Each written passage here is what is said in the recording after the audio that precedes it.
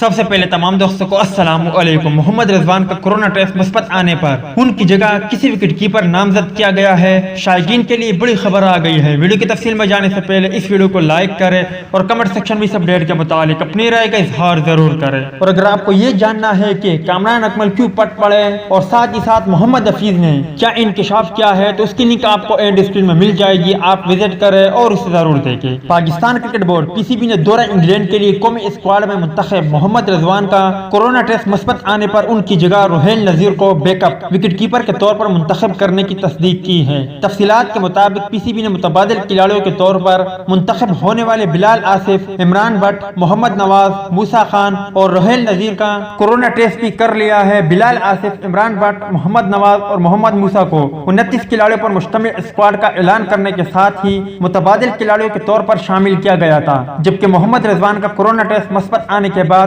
روہیل نذیر کو بھی back up wicket keeper کے طور پر منتخب کر لیا گیا ہے۔